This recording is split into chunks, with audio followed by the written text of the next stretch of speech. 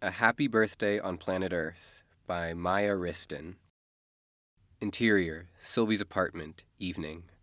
A cramped kitchenette littered with the aftermath of what appears to be a minor culinary hurricane. The counter is covered in ingredients, flour, eggshells, and a heap of spilled sugar mingling with a puddle of milk. A dark mound of what might generously be called cake sits haphazardly on the stovetop. Sylvie, 20, stands amidst it all, frazzled and up to her elbows in blue icing.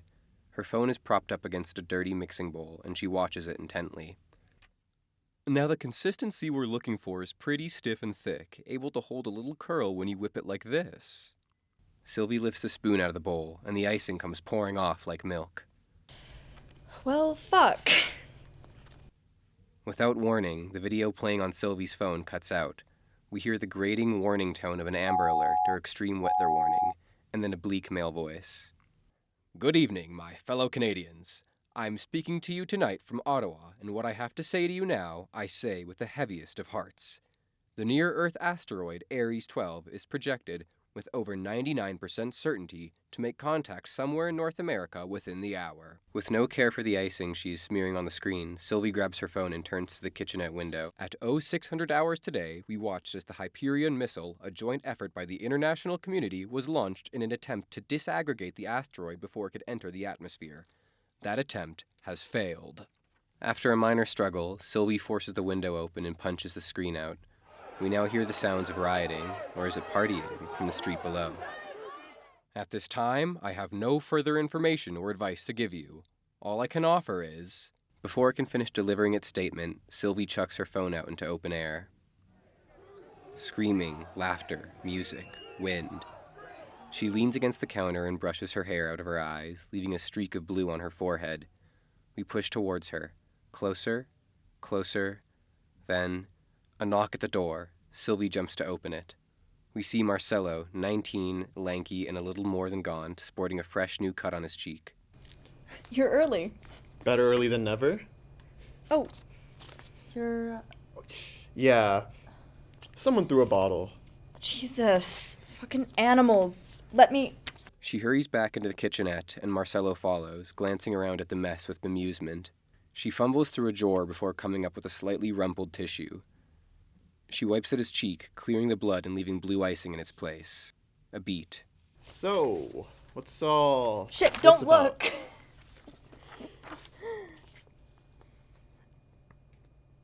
Marcelo raises his hands in mock surrender and turns around. After a moment of anxious paralysis, Sylvie grabs the icing bowl and pours it over the cake.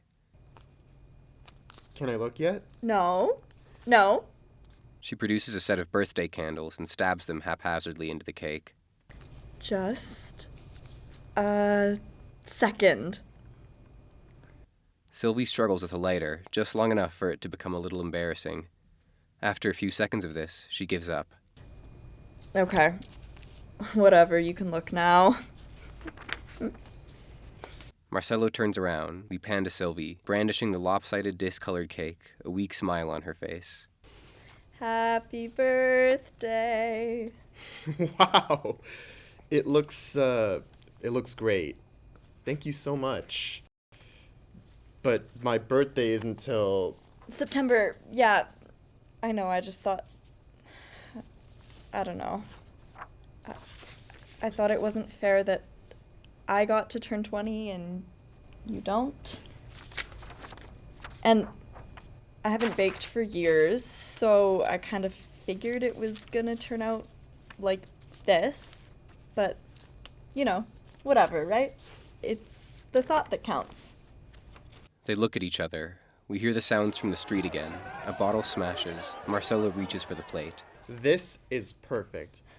Best cake I've ever seen. Shut the fuck up. No, I'm serious. He takes it from her and moves around the kitchenette partition to a little table in the living room. We catch a glimpse out of a large window on the opposite wall, and the city outside seems to be glowing red. I mean, this shit is gourmet, like French, Parisian, or flambe type shit. That is not what flambe means. Whatever. Let's eat. Where's the, Oh, on it! We follow her around the kitchenette and search for a suitable knife. She plucks a dirty one out of the sink, grimaces, and rinses it off. cut back to the little living room, warm and full to bursting with houseplants. The golden light from a number of eclectic lamps competes with the red glow from the window. Sylvie enters with the knife. Oh, plates. She moves to go back, but Marcelo stops her. I'll get him. He exits, but we keep with Sylvie. As she is about to sit, the window catches her gaze and she stands, transfixed, with the hand on the table.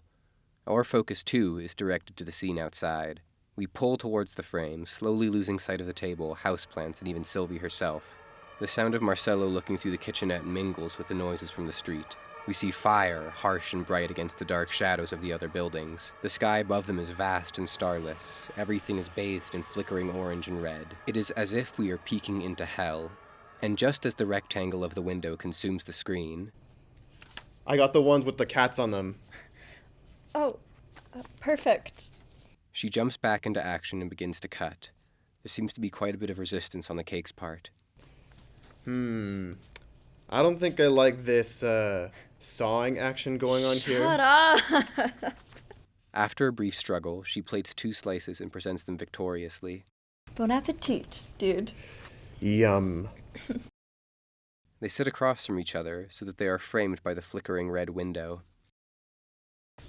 I am actually so scared to try this. Oh, thank God. Like, I didn't want to say it, but this shit looks really dubious. You don't have to I eat it. don't want to try, but Sorry, you go first. No, you.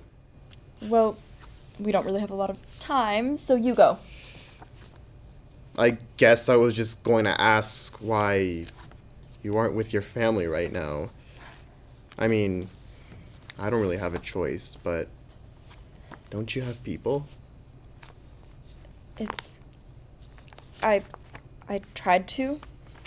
It's just that my whole family's in Toronto, and when I tried to get a plane ticket, the websites were all down, and no one picked up when I called, so I think the phone lines over there are fucked.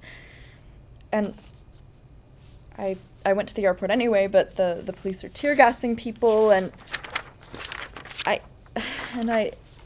thought about trying to drive, but I refuse to die on the highway in fucking Manitoba.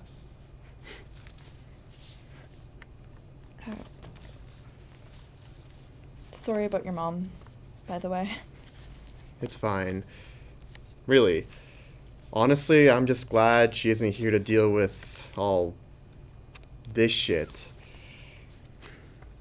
You know, before you called, my plan was actually just to get high as balls on heroin or cocaine, or heroin and cocaine. You know, whatever I could find in like 2 hours on the street. I'm talking like freaked off my gourd on just whatever random Freaked off my gourd? Who the hell says that? Does anyone say that? Well, I say that. And what is this gourd? Pumpkin? Squash? And what makes it your gourd? Hey, this isn't so bad. No, it's not.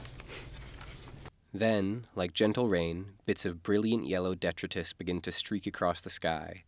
Just a few at first, little wishing stars drifting towards the horizon. Sylvie and Marcelo watch them in silent rapture. For an instant, the sky is still.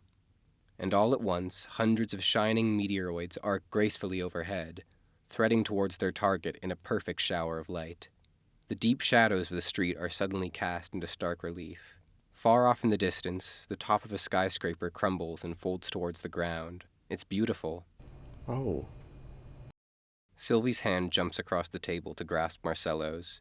She heaves a throaty sigh. For a long moment, the two watch the little sparks travel over the earth, hardly daring to breathe.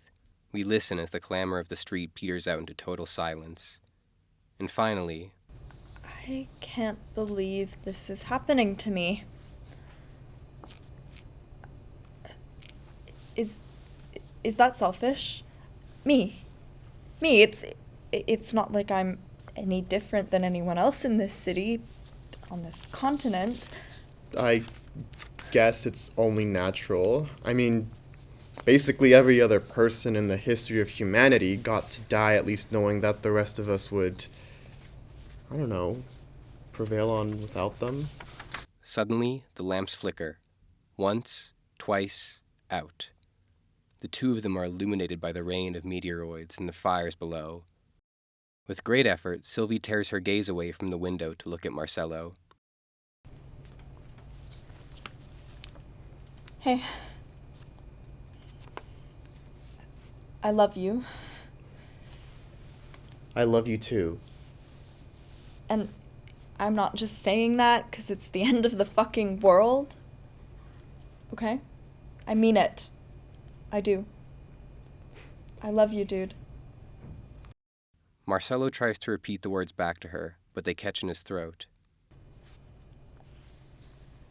Oh, the cake. The cake.